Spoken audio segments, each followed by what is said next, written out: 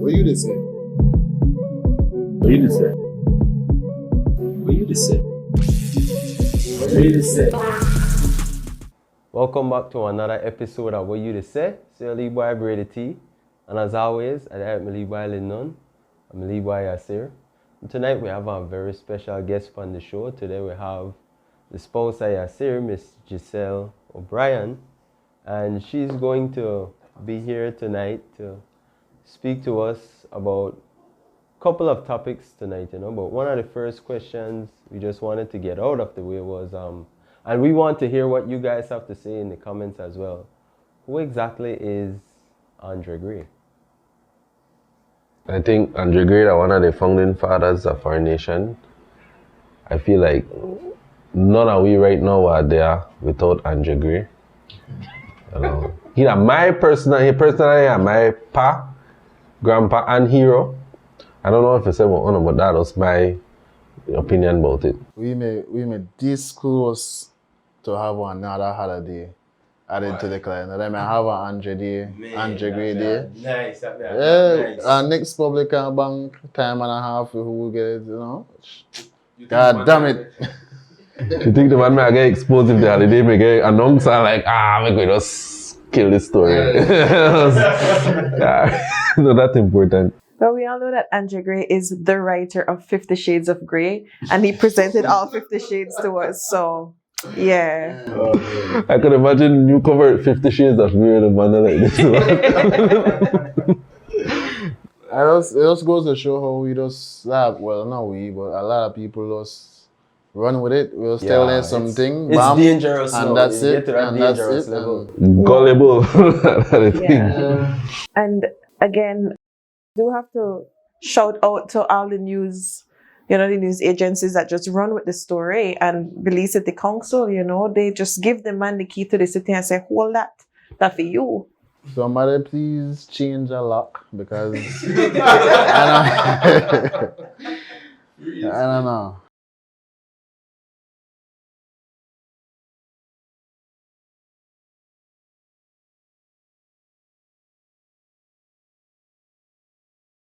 At least that. That's step one. At least that. I just want to say that as the inventor of the piece of cardboard we put over the coffee cup, I think I deserve the key to the city too, you know what I mean? Definitely an important piece of life we need, Yeah, that's true. Who all other than Andre Gray have a key to the city? He had the only holder or the other? That's a good Well, question. it depends where the key they open, you understand? They open a door, they open a treasure chest, they open Pandora's box, like where they try to open right now. Yesterday the box was spin outside by city council area there, so I think that's the way you open, Oh, yeah. Right there, so by the Coca-Cola Christmas tree. That makes sense because I'm sure he invent time itself. So that's a good way to represent, the man achievements, And Coca-Cola, I think he invented, but, I wonder if he may take out the Coke, to the Coca-Cola. No, I don't think he would have done that. I think he probably take it out and keep it for himself. Now, that's how this whole thing start. I just want to commend the man for the bars. You obviously have a lot of bars, bro. Because, man, there's so many things in where this guy made a claim us. And the foreigners have done that in Belize so far. The first local, we could give on that. True. Now American Belizean now. Belizean American, yeah. The amazing thing they're not just coming up with the idea, they're executing and they meet people like, oh, you what? Finesse the thing smooth, the sheer number of news sites that he invent for big for himself up. Well thought out, a lot of detail, a lot of intricate details like this, and we just make this one up. Even though I think we make it up. Okay. you know, makes this make I wanna know. I mean, we fortunate that in this occurrence that we in the age of internet where we could actually fact check if you try. But the make I start think now, how many people call a Belize and did that before, right? Like how much people would have come with this swap? And nobody couldn't verify like that back in the days, 20 years ago, 30 years ago. But you kind of just run with it and you believe it. This happened for 19 how long? For when auntie and uncle go for a foreigner, say how they do this, that, the other. And You don't really worry because when a birthday time I think, oh, Auntie come barrel come in, you don't worry about whether they do that road, you check. But This they happened for 1932 when Andrew Graham was the first black person at Juilliard. I think that might happen right now. No, the man never bring no barrel for the peoples, and that why. bring barrel. I want to know who was the one that who am the first person to find it out like this nigga the lie. Probably he took a. That's why.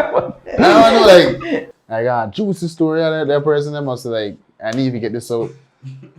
I think the research don't have to go to Jules Channel 7 because he left no stone unturned, you know. Wait, it might be amazing if them like the Wednesday uncut. If they never burst it out yet. And then they just left it call in and then just berate just badge and read this so the questions must walk out. You have to walk out, man. We're gonna say a nice mic drop though. What? Moving on. Well. Just I say one more thing. I if just out of spite though, when we do the interview, I may tape the man name right on the mic and I tell you probably make that touch, oh.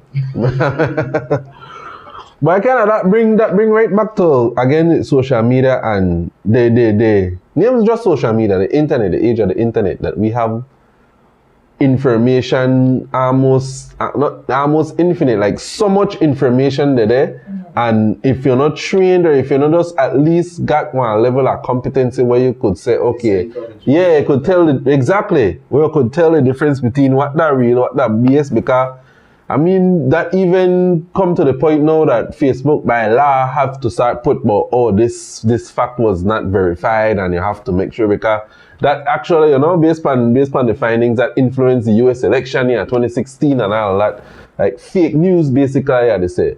Yeah. How good are we at deciphering what is fake news? I mean, not only that, but we do have to look at, what are the responsibility of the journalistic media houses in Belize. I mean, so many media houses run with this. Yeah, their job that to do the research and present unbiased unbiased facts to the nation. Right.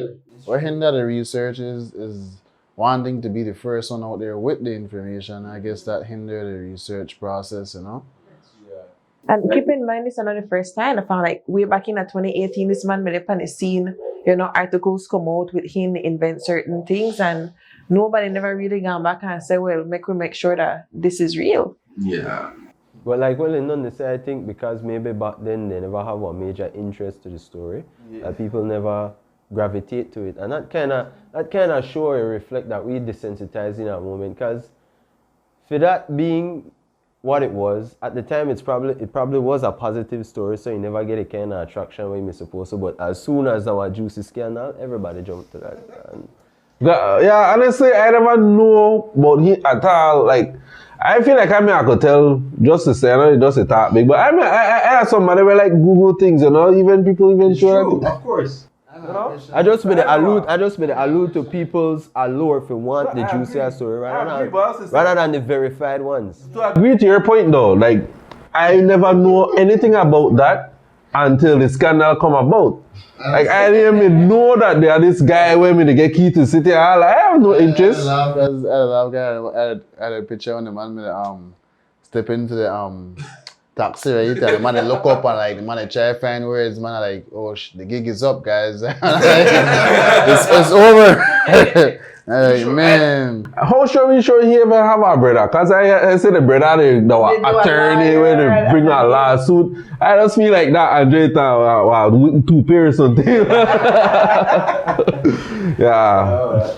DeAndre or something,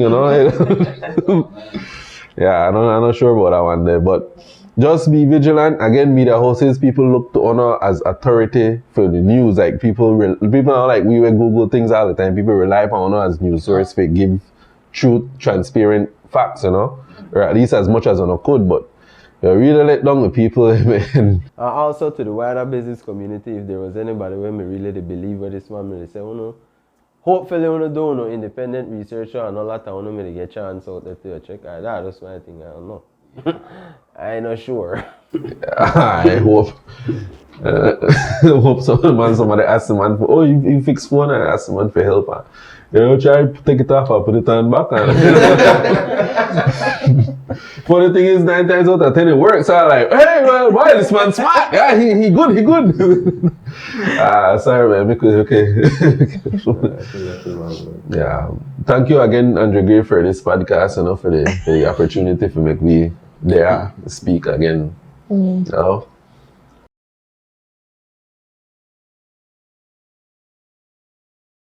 Welcome back to Weh U Di Seh. You know, on this show, they're all about giving a voice to the voiceless.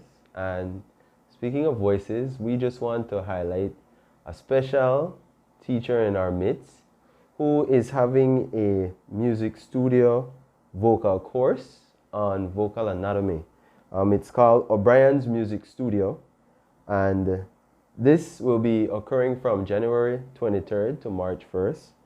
It's going to be happening between the hours of 6 and 7 p.m. So you know, if you're somebody where really want to get going with your singing lessons, you never had the time to do it because of work, maybe because of your kids, maybe because of other responsibilities, you know. Miss Giselle is making it affordable and flexible for you guys to come in, you know, broke out of the shell. We know we want to sing for a long time. We know some of you want to strengthen on abilities. And so Gis is doing this course for you guys. So I would tell you guys to reach out to her at 615-3672. That's 615-3672. Remember, it's Miss Giselle O'Brien's studio. So you no corner feel like I bring one, come as open-minded students, come ready to learn. And yeah, so big up to Gis and her music school. But you know, Gis, you know, we always have topics where some people think that like nobody really talk about that. So before we get in there, I just want to know, like when I grow up, I was always telling me I have a voice where I could, you know? And when they push me for it, but I never really feel it, like, you know what? And when they push me, they say I got a voice for the stage, you know? So you think you are jumping? I should give it a try. Once upon a time, Give me a beat maker sing at least something. This Weh U Di Sing segment. So tell us a little bit more about the course, just like what people could expect. Well, this course really geared towards adults, but already they sing or where you know, the karaoke or they perform, or even artists in Belize. And the idea is to elevate your skill. You know, the natural skill that you already have. And vocal anatomy, there's such an important part of that, because one of the first steps to elevating that voice and singing better is understanding what happens inside the body to make you sing better. And one of the biggest challenges that our singers in Belize have is the nasal singing in your nose. It makes it feel easy. Very prevalent in the city of Belize. Yeah. But it also, you know, it's not a healthy way to sing. And at the end of the day, voice training is all about approaching the voice in a healthy way, you know? Yeah. If you want to win, who want to be your next superstar, or whatever the show was called, sign yourself up. Because, yeah. There's a preferential age. You say, I know you said adults, like. Well, 16 and up. 16 and up. I already teach kids, you know. We have a choir, we do guitar, ukulele, all those different things. But it's very rare that we get the opportunity to work with adults, because adults work and we're busy. Right. So, you know, putting a program after work hours really, you know, that if you support adults who want to elevate their skill, it's never too late to elevate your skill.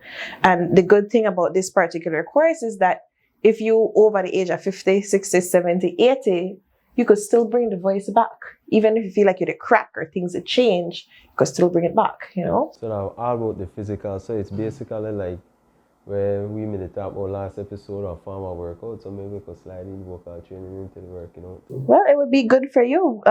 Voice training works for singers and for anybody on the radio or on TV, you know? Speaking for long periods of time really is fatiguing. And at the end of the day, you want to protect the instrument, you know, where you make your money with. Yeah.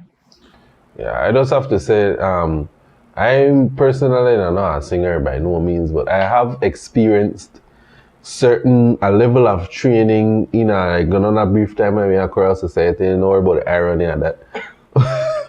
But the very brief moments I could tell you, understanding the anatomy of your voice, very, very, very important, because they not only teach you, like, you not only improve your singing, but it kind of help with your voice itself, with how to project it, where certain notes they go. Like, that was a very different experience, and understanding it will only make you better.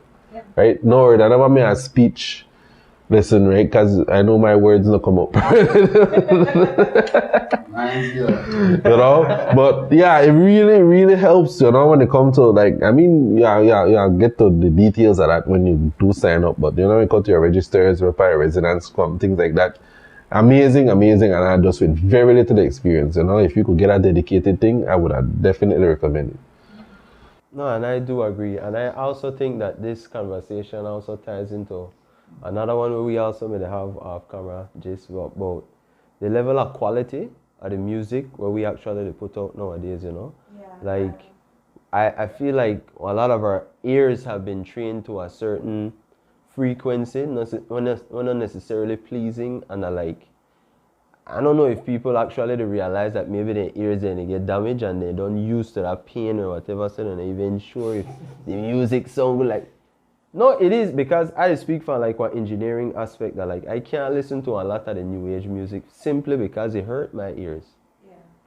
Yeah. I don't know, no offense to the type of music or whatever it is, but I just... No. You make a good point, because when I'm at a university, I have to do this music engineering course, and my lecturer mice used to say, take your song, if your song or a pop song, take your song and put it in our mix with international pop music.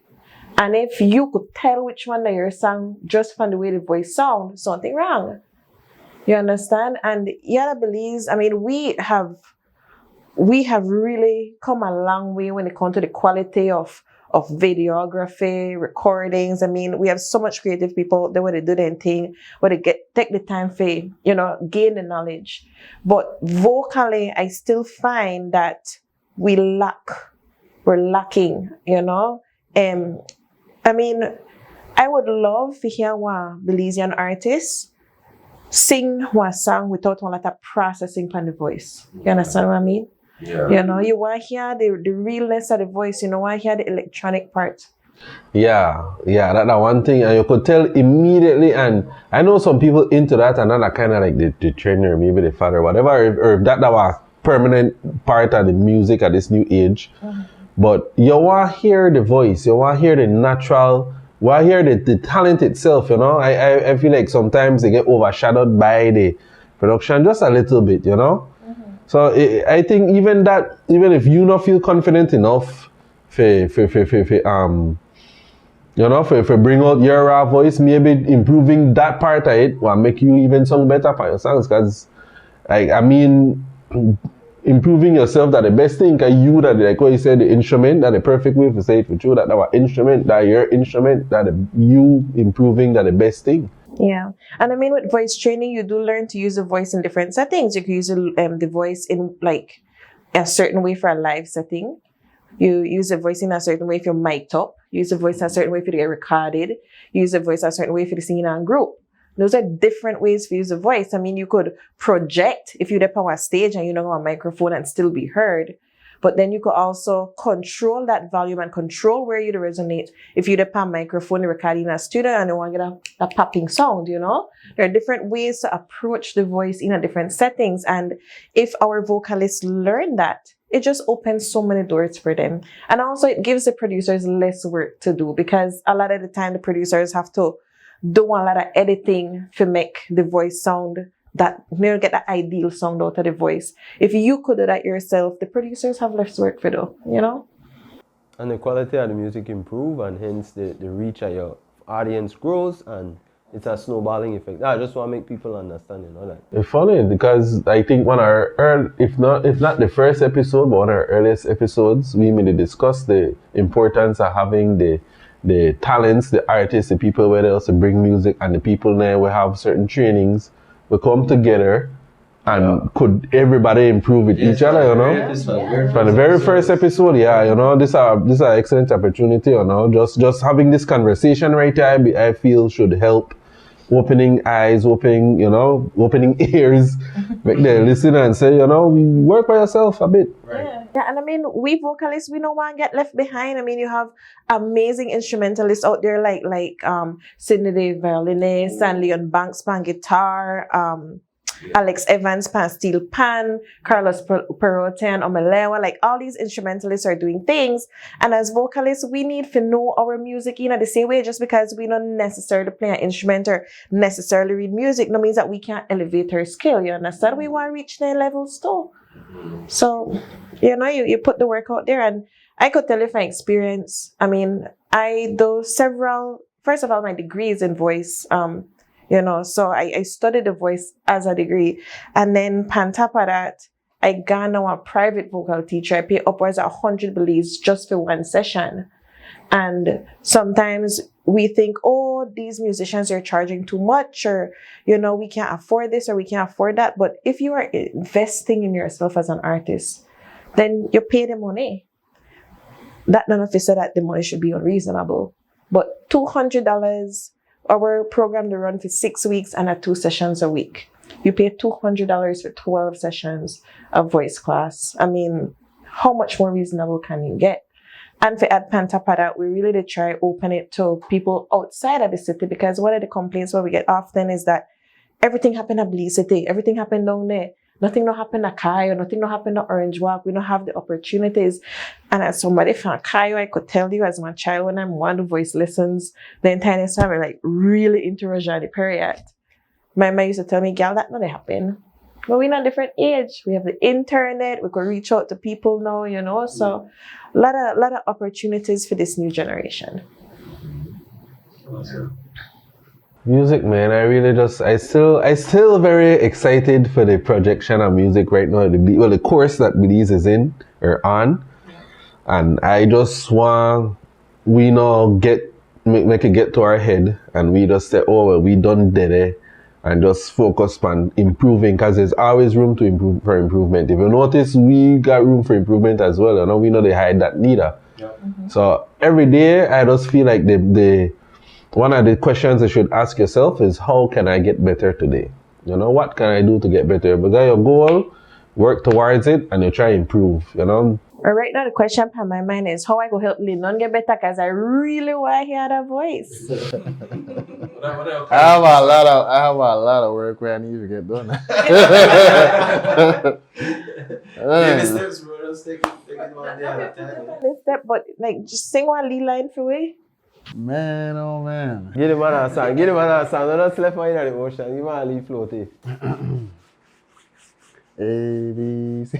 Yeah. Nah, I can't. Honestly, I can't.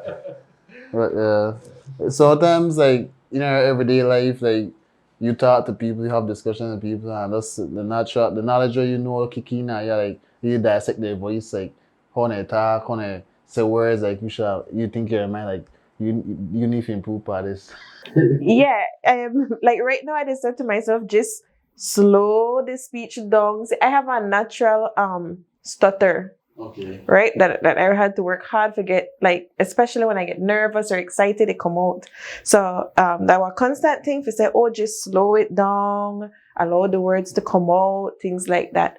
And I don't lie, you, as my vocalist, it's hard to listen to music, especially live music, and not think to myself, oh, I could hear the nervousness in that voice, or I could hear that the soft palate is lowered, and that the why the song no as, you know, the key as it should be. And you know, my good friend and colleague Carlos Perote, he like tell me when you do voice training, not just about repeating the notes, you know, there's also a tonality that comes out. The harmonics need to be just so that what you hear in your body that will come out, because when you talk or when you sing, when you hear that, not really where everybody out that they hear. Mm-hmm. So when you record yourself and you hear yourself back, they're like, wait, so I sung? And knowing how to adjust that, you know, because you could sing a song in key in yourself, And you might be in key, the vocal cords are hitting where they're supposed to hit, they're vibrating at that particular speed or whatever. But maybe, they project the ear into the right open spaces. So when they come out, it sound flat. Things like that. So correction and self-correction are a really important part of voice training. What is the show my name? Who Wants to Be a Superstar? Oh, KTV, that one? KTV. Damn, if you karaoke, they also had one for you. Wait. Yeah, Belize. I think Be the next superstar. Yeah, but that don't come on a long time. The one we have on Mr. Love. Yeah, KTV. Yeah, you would have make an excellent judge, I believe. You would make an excellent judge, man. When they're behind the scenes, I'm going to try work with some of the artists and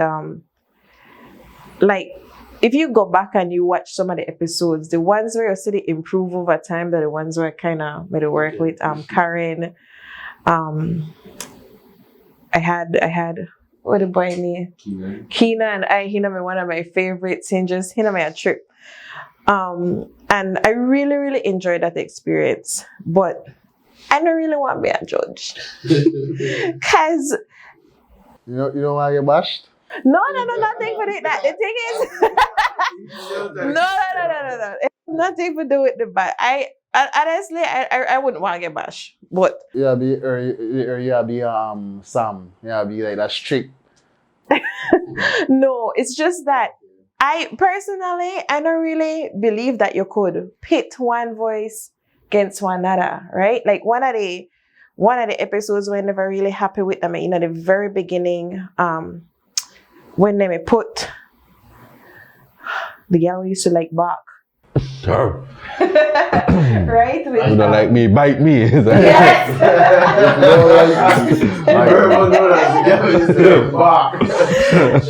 Where are you today? Yeah, so when they put she with what's my friend name? Lisa. When I put she with Lisa, that was soprano, right? Beautiful voice, excellent tones. I mean, she worked really hard. But the other young lady in a contralto, deep voice, a lot of support from the bottom, but she know they hit the high notes, the pure tones where Lisa they hit the high notes. And then they get some options where none of the options never really suit any other voice type, So it may be a struggle for one or the other. And things like that we have to look pan, like I myself am a contralto, Stallion I'm a contralto. She sings very deep, right in her chest voice, and you don't hear a lot of high notes coming out. Not that we don't have high notes, just that it takes more work, right? And like Pancake TV, the key thing, and I talked to the producers about this, the key thing is that you need to meet with them people before the show start and get them the right training, because during the show, then they think too much. Shucks, I need to do this, I need to fix the voice. And vocal training now a lot like when you do work out, when you're going to lift your weights and do leg lifts and stuff, see no immediate change, but then coming down to 6 months in, you're sitting, the waist start tighten, the behind start lift and stuff like that. And same with the voice. You do the training consistently, and over time you find that the muscle or respond the way that you want it to respond, right? So yeah, so you see the improvement over time, but you can't expect overnight, song like Beyonce, I feel like I can't start singing without big up my old literature teacher, big up Mr. Chimet Perrott. TP. Chimet now a G, yeah. Mm-hmm. It's funny because when I'm a Lil, like I say, I'm I'm in love with Roger, but I couldn't sit here and do voice classes. She might like, hell no. But I'm a guy at Kids Care TV, right? And Trebet never the judge. Look here, Trebet never vote for me, I win, and I used to say, oh, I can't stand this man. But years later, I'm a good friend. So yeah, big up to Trebet, man. He really is one of the pioneers, in a Belize when it comes to singing and voice and stuff. A pioneer. All right, we'll be right back with more Weh U Di Seh. So this segment, we are tackle the hard questions. We are focused on the important things in our life. And we are kick it off with this question where the plague the minds are not only Belizeans, but I think everybody will have an experience of Belize worldwide. Ketchup or no ketchup on Garnaches? I grew up eating it with ketchup, so I don't see really big deal. I mean, I think there's no right or wrong answers, but you're wrong! 100%. No, but I don't know, I don't see what's wrong, but to me, I got a personal and we have a friend where he have a love for ketchup.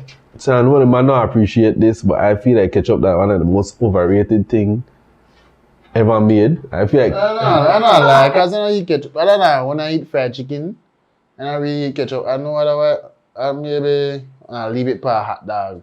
Fried chicken, hot dog, that's about it. Yeah. But I don't eat ketchup. People eat ketchup on. Yeah, my Garnaches says it, yeah. Well, apparently, I see people put ketchup on egg. people ketchup a lot, right? I see people put ketchup on rice and beans.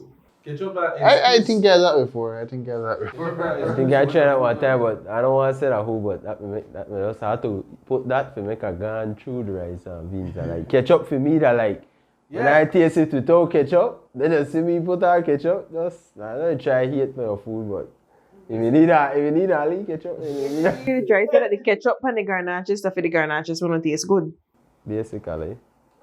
No, but I will say similarly to like when I used to grow up, they eat Garnaches. Some of them had ketchup, some of them had the sauce, some of them never had none of that. Some of them had cheese. I like all kind of different Garnaches. So I don't. When it comes to Garnaches, I don't think there is a right one. All Garnaches matter. And a long time when you eat like a rich Garnaches, I don't eat a big Garnaches. And I like, huh? I like my Garnaches where like my man. Simple and to the point. Beans, cheese, that's it. It's simple, but I don't know if I have a point in it. And I like one thing for Auntie, listen with the ketchup, that gacho and it like. Yeah, when you got you, everybody great dog. I don't know what it beans, cheese, and ketchup. That I could have to give it beans, cheese, ketchup, wrapping and tortilla. That's something I could never get tired of. Yo, my son could hang. Clearly you could tell I don't fast city because I don't put ketchup on none of anything. Gacho, that's the thing, man. Yeah, got you. So, that's never my choice. So, 3 days out of the school week, you eat gacho. Lunch gacho. Well, I got back when I'm in the park on the drive at time, man, and I gotta make the mistake and I saw people find that. You know, on the sell. I really got the money, right? If you wanna sell gacho, I get offended. We not sell that here. I sorry. Well, you could sell me the burrito without the meat. They still do it, but right? Well, okay, I said a bad word right now. Yeah. No, it's a gacho. Yeah, up that car, everybody know Minchos and Minchos sell everything. But you know, say I got chop on a list. Bring your own ketchup, no? I never know that. Yeah, this is something new. I never know gacho was really a city thing. Same thing like ketchup and Garnaches. Yeah, ketchup. No, that real. What? No not to West Side. Well, West maybe you could get to 1 or 2 spot. Maybe, but not. You better half with your head. What? They 1 or 2 spot obviously owned by Belizean people. That's why they succeed. Next time I go north, I was focus on people timings. Daddy, ketchup on it for me, man. It's hard out. If they say no, you're hard out, I'll leave pocket right front of there. Just dead there. Get in and dead stay, that's like. Yeah. No, why? I cannot knock it because I would have been remiss if I never admit that once in a while I do eat my Garnaches with ketchup on it. Like I just said this ketchup is overrated, but I still enjoy ketchup in certain things. Yeah. 2 things can be right. I could not really like it, but hey, I've eaten it. So. I mean, out of all the beautiful and delicious sauces where they like ketchup. They definitely, list, you know? They put ketchup on the top rank. You know what I'm do recently? I make fried chicken, whatever. And make curry sauce. Make curry fried chicken, Okay. and Like the sides and everything. oh no, but yeah, warm up all the barbecue sauce, you know. I just come up with this random idea. I have some syrup, like so pancake syrup, yeah, I think like when I use long time, I just dash that thing in the barbecue sauce and actually it's nice. Make it all this sweet, one extra sweet. Maple, like, instead of honey barbecue, maple barbecue, like finish. I mean that cool when the flavor of your sauce that that your preference at that point, So. I mean, I never noticed that even the ketchup fan in China tastes different to the regular ketchup. Yeah. They may have a news episode about that. Actually, I think they may have a news thing about how they have like different form like ketchup or different ketchup about and what the city. But speaking of ketchup, on a certain popular place need to stop the gay, stop the gay chance with the ketchup, man. Give me a little more ketchup, man, because when they give some container and then the container they quarter away. I don't want to call their name because they get food for it right now and but yeah. Come on for the time in zero. If you get it in the packet, you have to give a lot it. Yeah, I can't be stingy the pocket same way. Yeah. No, that can't cost so no like that. Yeah. Just to say. Yeah, no pick it little, no finger, no gossip. That's like when I know that they don't mix it with water or least sugar already, And I I like the poor ketchup. I don't know why. Maybe that the sugar with the add or whatever, but the water don't ketchup do it for me. When the hands are the thing, it I don't know if I know that Disney movie Ratatouille. Yeah. Huh? You see that Disney movie Ratatouille? Yeah. That the poor ketchup for you. Like that just carry you carry you straight back. Yeah. The too rich man, the hands It's a thick. I don't want gourmet ketchup. Make a pop question where my pop was supposed to pop multiple episodes ago. How you eat your noodles? How you eat your noodles? What kind of noodles? Ramen noodles. How I eat it? Like what I mean? How plain you. I do plain. Sometimes I add cheese. Sometimes I add like fried. Yeah, because it could be some mozzarella if I got it for I feel fancy. Sometimes I chop up at least sausage. Sometimes I get fried chicken. Hey, you ever try that? Fried chicken with the ramen? Yeah, I did that before. Yeah. I'll try the fried chicken with ramen. As far as I got, I like bad egg. Bad egg, You like a real ramen. You like it with the water or dry? Water. Yeah, water. No, you like that water. Yeah. You ever try fried? You cook it halfway, like you don't make it go all the way soft and then you fry it with the egg. Change your life. Interesting. When I make pour another 6 for my store, boil it, drain the water, and then take the packet and open it and mix it through. Like chow mein. That's why you're allergic to But I think for my noodles, I eat my noodles plain for the most part. Sometimes, like I want make it simmer down, then eat it to the water so you don't get a mushy kind of way. Like right after it don't cook well, I want to take it to immediately I eat it. I like mine so a little bit spicy. I usually do my one kind of dry-ish. So I leave dampness in there and next part next frying pan I fry up all the cut up hot dog, sausage, the onion and sweet pepper, dash that in afterwards and just stirring it up. That's about it. Can blow your mind for a second, right? My mom used to take the leftovers to chicken. I don't want to leave it to water and throw noodles right in that and dry that down. Right, low ming, I'm not alright. Yes, man. No, but real, I just have to mention too, right? All of them ramen haters, we call it about plastic and all kind of nonsense. Ramen make your boops. I don't know what that means. That's some hard ramen make your boops. I don't know what that means. You know what's the episode of the rats? Rats, Bono. Oh, yeah. Bono ramen here, the biggest ramen hater. I just have to say, right?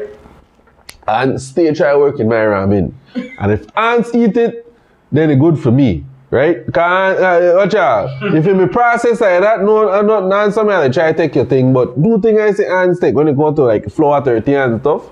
They love that and ramen. So, you know no face. One time I remember that Tallahassee and one of my friend, Ma, she take the ramen, she sprinkle like brown sugar pan the bottom of the pot, tali oil and she toast the ramen and throw that power salad. Talk about freaking nice. Croutons way. Toast ramen. Oh, Yeah. Toast ramen. Change the croutons to the That gourmet salad right there though. Yeah, That's why you gonna give Radisson that recipe right now. $35. Get in the O'Brien style ramen. The O'Brien salad. I can't take credit for that one. Whenever else bust the bag open it, I'll crack off a piece of like chips. No, I never get that high or that hungry before you know my life. They say I'm bad enough if I People eat ramen like chips. So people eat like chips. Like. Sad to say some people have like some people kind of get water and things. I know some of my dog they have been through that where like they came in bad the thing and they just have to eat it like that. I mean I can understand, but they got some people actually like it. Like, they like the flavor. That's cool too. From Brooklyn Nine-Nine, one of the most famous recipes the man said when you don't make the ramen, you say if I leave it there, sprinkle the crunchiness pan. Crispy snap, I think. Thank you for watching Weh U Di Seh.